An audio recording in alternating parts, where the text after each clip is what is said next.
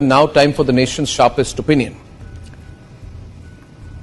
Viewers, Mark Zuckerberg has confessed, Mark Zuckerberg of Meta, earlier Facebook, has now confessed that he, along with other big tech companies, are partners with the American deep state. By deep state, I mean CIA, FBI, State Department and other secret assets of the American government known only to the White House. So Mark Zuckerberg has admitted effectively that over the years, these big tech companies have worked with them to advance the interests of the American deep state. This has now been published everywhere. The recent events in Bangladesh rode on the back of the involvement of the same American deep tech companies who the CIA, FBI and the American secret agencies work with. Muhammad Yunus, who has been flown in by the Americans, I think, to lead Bangladesh, has, as per several emails, of which I have copies with me today, put out by WikiLeaks, he has been over the years in very, very close correspondence with the Americans, particularly when Hillary Clinton was Secretary of State, with her specific personal teams when she was Secretary of State. The Americans have been helping Muhammad Yunus set up his Grameen Bank. They have worked towards advancing the interests of Grameen Bank business-wise, and they've also been working to get him to agree to enter Bangladeshi politics. According to these emails and correspondence, this effort has been going on since 2007, which means that for the last 16 years or more, the Americans and Muhammad Yunus are working together. The way in which Muhammad Yunus, who is a political nobody, has been made the head of Bangladesh makes him a role model to people like Rahul Gandhi. Rahul Gandhi will get very excited because Rahul Gandhi has been similarly, like Muhammad Yunus, has been in close touch with the Americans, and Rahul Gandhi has been effectively, overtly pleading with the Americans to enter and become influence peddlers in Indian politics.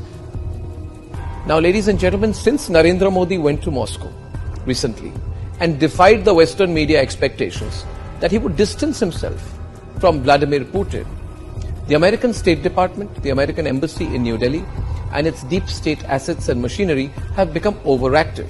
So they must have got instructions from Washington to target the Modi government.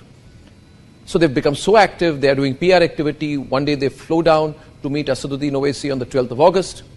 Then they quickly went to go and meet Omar Abdullah and Farooq Abdullah on the 26th of August in Srinagar.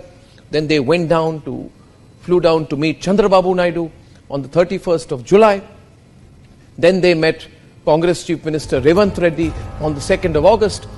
You know, if you look at the way these American diplomats are behaving, it's almost like they're going to fight an election in India, or that they have been given the responsibility of forming an alternative political setup. It's embarrassing.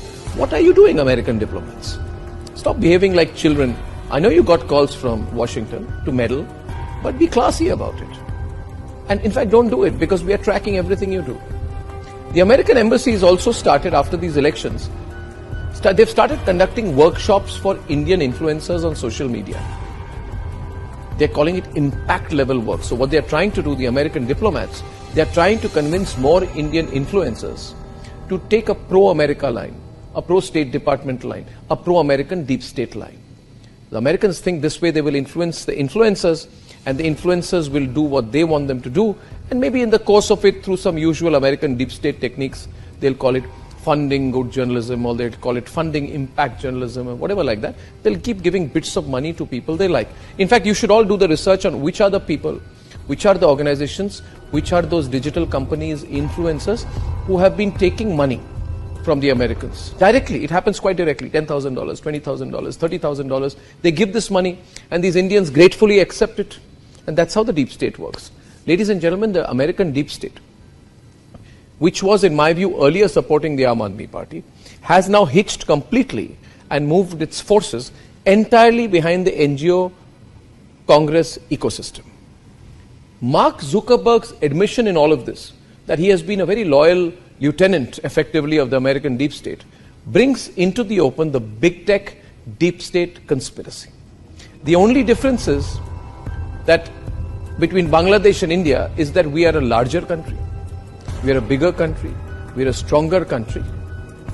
And by putting out this kind of information, like I am doing to you right now, like Republic is constantly putting out to you, we are doing this because we are preparing you, the viewers and supporters of the Republic Media Network, and the people of India, We are preparing you to be prepared for the onslaught of this conspiratorial, dangerous American deep state, American big tech, along with some political parties and leaders in India, their attempt to carry out an onslaught on Indian democracy. I believe this is an inevitability. They are working so hard on it, they will try to do it. Who are the people who will work with them in India? Well, it could be the same people who are questioning the EVMs, the same people who are questioning the whole electoral process in India, and are therefore creating a narrative on behalf of their American bosses that Indian electoral democracy has failed. Take a few steps back and look at what people in Bangladesh were saying 2 to 3 months back. They, along with the Americans, started saying that yes, Sheikh Hasina has won the elections, but the elections were not fair. The electoral process is not fair. Now, was the coup fair? Was the military coup fair? Was bringing in a political nobody like Muhammad Yunus, who is clearly an American agent, a deep state agent, and putting him as the face of a military government, is that fair to the Bangladeshi people? Is the crashing of the Bangladeshi economy fair? Are the killings of Hindus fair? Ladies and gentlemen, the people in India, the Mir Jafars, feel that if the Americans could make Muhammad Yunus the leader of Bangladesh, then they too can use the Americans as a springboard to come to power in India. And these people in India who are losing elections or have not fought an election or can never win an election through the normal way, who will keep losing elections, they want to work together with American deep tech to engineer chaos in India, to subvert the election results of June 2024. Now, in all of this, what do you need to do? What you need to do is to let everyone know what this American deep state plan is against Bharat. To forward this video, to tell every Bharatiya that this American conspiracy against India's supreme national interest has to fail. And that we together, the people of Bharat, should teach the Americans the geopolitical lesson that they fully deserve. Serve them a defeat. Teach them a lesson that only Bharat can. So we have to come together.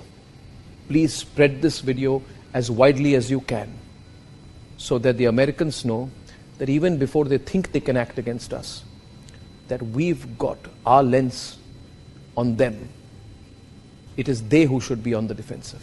Ladies and gentlemen, it is they who must know the people of Bharat will teach them a lesson, if necessary, if they conspire against our interest.